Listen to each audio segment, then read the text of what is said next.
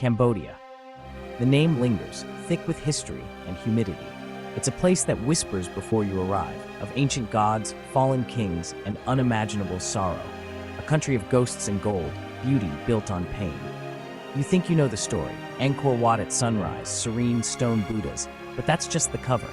The real story is soaked in blood, sweat, and the defiant spirit of a people who survived the worst and kept going. Here, the sacred and the profane dance together. You can stand in a 1,000-year-old temple, then walk into neon-lit streets where survival is sold by the hour. Cambodia doesn't offer easy answers or sanitized travel.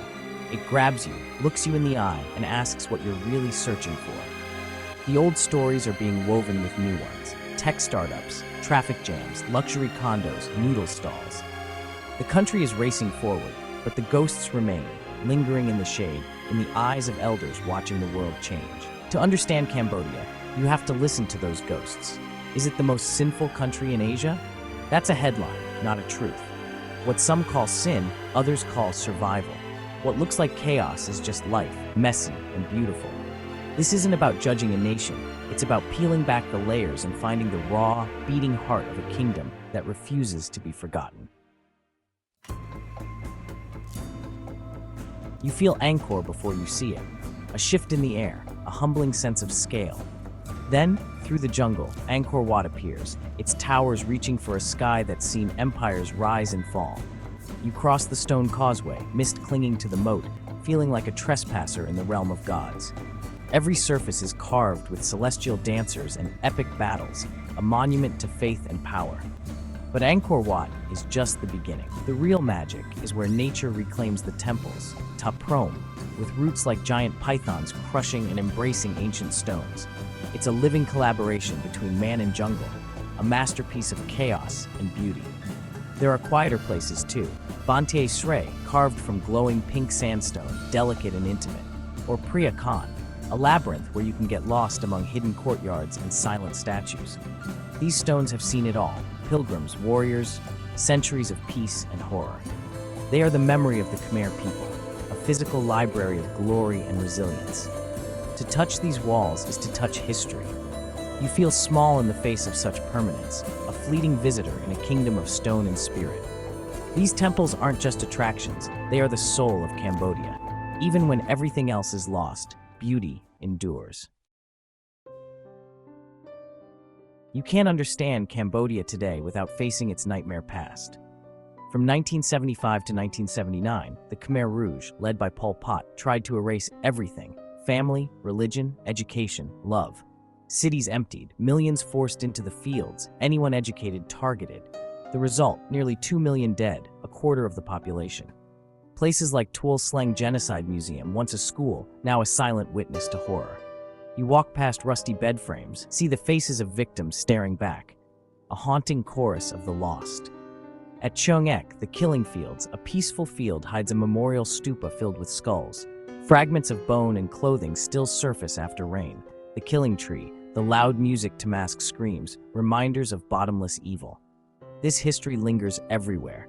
In the missing elders, the trauma passed down, the caution in people's eyes. The Khmer Rouge didn't just kill, they shattered trust, turned neighbors against each other. Rebuilding a country is one thing, rebuilding a soul is another. The fact that Cambodia functions at all, that people still smile, is a miracle. It's the greatest act of defiance against the darkness. The weight of this history is everywhere, but so is the will to survive. Cambodia's resilience is its answer to the past. The world should never forget what happened here. When night falls, Phnom Penh transforms. The city exhales, streets fill with food carts, music, and the buzz of motorbikes. For travelers, this is the Cambodia of cheap beer and easy fun. Anything can happen. Nightlife is a spectrum: rooftop bars for the wealthy, backpacker strips for the young, and in the shadows, a world of exploitation. Poverty and lack of opportunity push many into hard choices. What headlines call sin is often just survival. The night is both party and job, joy and struggle, all on the same street. You can't ignore what's happening in the periphery. The city won't let you. Phnom Penh's night is not an escape, but a deeper, more intense reality. It's thrilling and heartbreaking, all at once. The city's duality is impossible to miss. Here, celebration and struggle are inseparable. Beyond temples and nightlife, Cambodia's heart is its people and their smile. It's everywhere, from street vendors to tuk-tuk drivers to children playing in dusty lanes. This smile isn't ignorance of the past, it's defiance. Family is the anchor, multiple generations living together, elders revered as keepers of memory.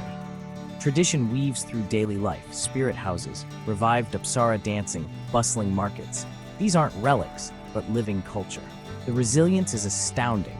People who've looked into the abyss and chosen to build anew. They rebuild not just with concrete, but with kindness and that unbreakable smile. To spend time with the Khmer is to be humbled by the strength of the human spirit. They are not defined by tragedy, but by survival and hope. Cambodia's greatest treasure is its people. Cambodia in 2025 is on the move. Cranes, skyscrapers, and malls rising fast. Old French architecture is dwarfed by glass and steel. Foreign investment, especially from China, is transforming the landscape. A new middle class is emerging. Young Cambodians dreaming big, connected to the world. There's optimism, but also growing pains. Traffic jams, widening inequality, environmental loss.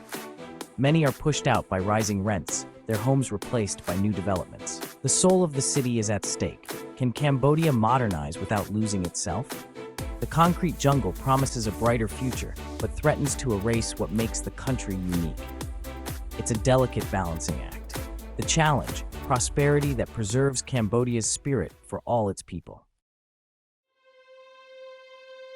Traveling Cambodia means straddling two worlds, immense joy and profound sadness, side by side. Morning at Angkor Wat, awe at human creativity. Afternoon at a killing field, confronting cruelty. The emotional whiplash is real, beauty and horror, hope and despair. You see children laughing, then notice they're barefoot and begging. Enjoy a meal in a stylish restaurant, then pass families living in shacks. The tourist brochure Cambodia lives next to daily struggle. I met Dara, a bright temple guide dreaming of his own guest house, but whose family history is a void left by the Khmer Rouge. His story is his generations, one foot in the future, one in the past. Cambodia asks more of you than passive tourism. It's an education, an emotional workout. The country demands you see both sides, beauty and pain, resilience and scars. To experience Cambodia is to feel your heart swell and break in the same day. It's a place that gets under your skin and stays with you. The contrasts are sharp, the lessons unforgettable. Cambodia is more than a destination. It's a challenge to your understanding of humanity. It's a place you carry long after you leave. After empire, war, and genocide, what remains? Hope. Not naive hope, but one tested by fire and unbroken. It's the force that drives Cambodians to rebuild, learn, and smile. This hope isn't about forgetting, but refusing to be defined by the past. It's teaching Apsara dance, dreaming big, and small acts of creation, arranging fruit, decorating tuk-tuks, laughter at roadside karaoke. These are victories against darkness, affirmations of life. The future will be complicated, but I wouldn't bet against these people. A nation that survives genocide with its heart intact is a force to reckon with. The Cambodian spirit is about more than survival. It's about building a better tomorrow. On the ashes of yesterday, hope endures. You've seen the pictures, heard the stories. What now? Cambodia isn't just a destination, it's an experience that should change you. It asks you to be more than a tourist, to be a witness. You can choose comfort, or you can walk the streets, eat the food, talk to people, learn a few words of Khmer. Buy from local artisans, ask your guide about his family, small things that matter. They're the difference between consuming a place and connecting with it. The journey doesn't end here. The world is full of places like Cambodia, more than their postcard images. They require more empathy, more thought, more heart. Travel can be more than escape. It can be engagement, a way to understand our shared humanity. If this story moved you, keep that feeling. Let it shape how you see the world and connect with others. Follow stories that go beyond the surface. In a divided world, the most important thing we can do is listen to the whispers of a place, the echoes of its past, and the hopeful beat of its future.